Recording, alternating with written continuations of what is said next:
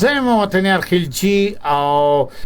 بلوچستان اف ام 96 دا وخت تاسو ګوري هم او اوریم نو د نن موضوع باندې ما بالکل خبرې کړې وې درته چې بلوچستان کې امن قبایلی نفرتونه ختم کول نو د دې لپاره قبایل امن جرګې مشر نور محمد رخشانی صاحب چې کوم دی آغاز موږ په سټوډیو کې د کوټي په سټوډیو کې دا وخت موجود دی لما سره په خبرونه کې نو تر ټولو لمخه خو نور محمد رخشانی صاحب ته د زړه کومي توت ارکلای وایما سپدي شو کې راغی نور محمد رخشانی صاحب بلوچستان یو قبایلی علاقہ ده پښتون بلوچ هزاره او څنور خلک دلته استوګنه کوي لپاره مرغه دلته په بلوچستان کې پاپس کې قبایل سکم دي دا سرنشتي دي یعنی جنگونه دي دشمنیانی دي په علاقې کې یو ټینشن دي مسائل دي دی باندې تاسو کار کوي د امن د پاره نو دا نفرتونه دا قبایلی عداوتونه دا څنګه ختم کړل شي حکومت څه وکړي دی لپاره ډیر مننه وطنیار صاحب اول خوستا او استاد ټولو ملګرو کورودانۍ وایو یقینا هم پر ښه ماحول باندې تاسو همیشه ښه کردار ادا کړی دی ستاسو رادیو چینل ډیر ښه کردار ادا کړی دی تر خلکو پورې مو आवाज رسولی دی غږ مو رسولی دی یقینا زموږ په دې قبایلی سیمه کې یقینا بلوچستان ورسره ټول پاکستان په دې کې د قبایلی مشرانو یو کردارو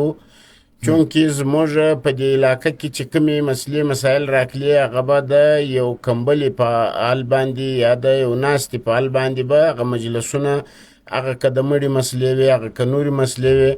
هغه به حل کېدل چونکې بدبختانه دا مشران داسې سوه چې په هغه کې دا څو ټیمې ناسته کړې وه چونکې په دې وطن کې ډېر مشران سته ډېر قبایلي مشران سته ډېر میر معتبر ملکانو خانانو دا سته زما به یو خواست دا چې دوی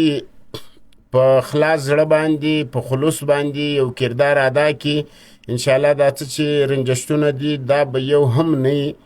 او حکومت ته پکار دا شی دی چې قبایلی مشران او دا قبایلی سپینږیري سرداران او نوابان سپورټ کی چونکې د دې د سپورټ سره په هر صوبه کې امن امان راځي د روزانه روغي کوي د سګزي قبایل د نورزي قبایل د بلوچ قبایل یعنی په دې وطن کې موږ سندي بلوچ پښتون سریکي هزاره دا موږ مشترکه یو کور دی په دې کې موږ ټول آباد یو د هغسې په وطن کې ډېر مشران سته د هغو مشرانو دپاره پکار دی چې داسې کردار وکړي چې دا کومې مسلې مسایل دي پر دې باندې ګلماله هغه پښتو کې ورته وایي چې ګلماله په راتېره کې او دا مسلې ختمي جی بالکل تاسو ډېره ښه خبره وکړه یقینا چې د قبایلي رنجشونو دپاره زموږ قبایلي مشران چې کوم دي هغه ډېره اهم رول چې کوم دی هغه ادا کولی شي نور محمد رخشانی صاحب ځینې فیصلې چې کومې دي حکومت کوي خو لیکن که موږ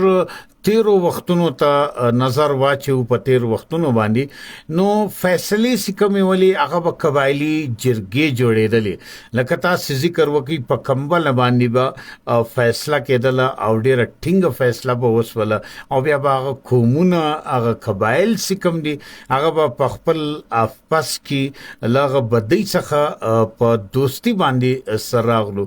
آیا اوس هغه قبایلی دغو کې ولې دومره کموالی راغلی دی یا حکومت بلوچستان آیا پکار دي چې یو جرګې داسې جوړې کړي په مختلفو علاقو کې جرګې جوړې کړي او په هغې کې مشران چې کوم دي هغه شامله کړي چې هغه د خلکو ترمنځ دا بد چې کوم دي دا ورک کړي ډیره مننه وطنیار صاحب یقینا د ټولو بهترین سوال دا دی لکه کوم چې تا وکړئ زموږ حکومت ته پکار دي دا نه چې صوبې بلوچستان حکومت ته بالکل د وفاق حکومت ته د مرکز څخه دا پکار دي چې په هر صوبه کې کمیټې جوړې سي بالخصوص په بلوچستان کې زه دا وایم چې کم مخلص شخصیات دي د هغو په نگراني کې یو کمیټې جوړه سي زه خو دا وایم ته خو د صوبې د حق له وایې، زه دا یقین در کوم چې کومې ملکي مسلې دي د یو ملک د بل ملک مسلې دي،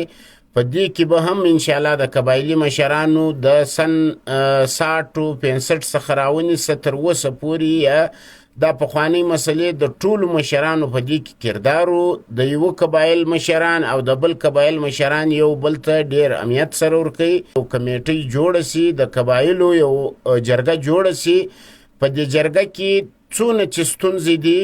حکومت ته پکار دي چې دغه کورنۍ ستونزې ختمې کړي او ورسره کچیرې د همسایه ملک سره رویه جوړول غواړي نو هغه کې هم انشاءالله قبایلي خلک ډیر اهم کردار ادا کولی شي. کردار کې ادا کولی نور محمد رخشانی صاحب دا راوشه سکلم بدوی په یو علاقہ کې، په یو کلی کې، په یو ډیر لو خطاب، په یو ډیر لو سیمه کې، نو هلته د خلکو ژوند سکم دی هغه بیخي ډیر تریخ وي. دا قبایلی رنجشو څخه کمی مسلې چې کمی دی هغه پیدا کیږي، ترقی نه کیږي، خوشحالي نه کیږي، نو دې من تاسو وایسه چې یقینا وطنیار صاحب دغه کومه مرکه چې وسوه د 53 کالو ما بعد په دې مرکه کې و دنیا ته و عوامو ته، پښتون بلوچ ته، سندي سریکي ته یو ډیر یو داسې شی ښکاره کوي 53 کاله بعد چې دا کومه روغه وسوه د ګلستان ده. په دې روغه کې تاسو وګورئ دا خورلڼې، دا خوندې، دا مندې پر دې دیوالو باندې و دې د ډېرې خوشحالۍ څخه پر بامو ناستي، یعنی دونه خوشحالۍ روغې جوړې خو چې دي دا بالکل په مازي یو شي باندې تلخ کلامي راسي، جنگ سي، مړي وسي، زخمیان وسي. نو زموږ د پښتنو او د بلوچانو د مشرانو د پاره دا پکار دی چې یو مازی مسله او دوی دونه بڑاو کی چې په هغه کې د دوی شخصي مفادات وي. نو زما به یو واري بیا ټول مشرانو ته خواست دی چې شخصي مفادات د ایسته او د مسلمان تر مابین صلح کول یقینا د ټول مفتیانو ته دا معلومه ده. تاسو پوښتنه وکړئ د کومه درجه ثواب چې دی یو حج او 2 عمرې دي، نو د 2 کورو مابینځ کې خوشحالي راځي، خواشیني ایسته سي، په محله کې خوشحالي راځي، په علاقه کې خوشحالي راځي، یعنی په صوبه کې خوشحالي راځي، په ټول وطن کې خوشحالي راځي. خوشحالي یو داسې شی ده که خوشحالي انشاءالله که خدای کول چې همني خوشحالي کاروباري روزګاري ټول د زندګۍ مسلې چې هغه پالي او کچيري پریشانی خواشینی وطنیار صاحب کستا په کور کې خدای مو وکړه خواشینی زما کور هم په خواشینی باندې اخته دی. دا د هیڅوک نه وایي چې په یو کور کې خواشینی ده او زه به خوشحاله ناستم، دا نشي کېدلی، دا هیڅ امکان نه لري. نو زما یو واري بیا په اخر کې ټول مشرانو ته خواست دا دی چې کومې پریشانی دي ټول قومو مشرانو ته خواست دي چې داسې کردار ادا کړي. نو بالکل نور محمد رخشانی صاحب امن زموږ د بلوچستان لپاره څومره ضرورت دی؟ آیا سی قبایل ټول غیش په غیش وي نو د دې امن فائدې به څه وي ستاسو په خیال؟ یقینا وطنیار صاحب امن د ټولو څه غټ شی چې دی په دنیا کې داسې نه درته وایم چې په یو بلوچستان کې په نړۍ کې غټ پیغام چې دی د امن دی.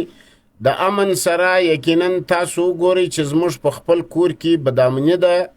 کلی په کلی، کور په کور، علاقه په علاقه خواشیني ده. یقینا موږ د همسایه ملکو سره هم په دې آفت اخته سو، یعنی دغه جنجال دونه بړاو سو چې تر هغه ځای پورې ورسېدی.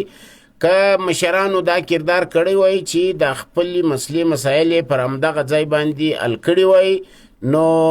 زما دا امید و چې بل ملک به هیڅ قسم زموږ سره نه د جنگ او نه د جنجال خواهشت کولی او اوس هم نه کوي. پکار دی مشرانو ته دا دی چې عنقریب خپل کردار پکې ادا کړي. بالکل یو جان مننه. نو ګرانه اوریدونکو د بلوچستان ترقی د پاکستان ترقی ده، د بلوچستان د پاکستان امن دی، راځي چې موږ ټول د امن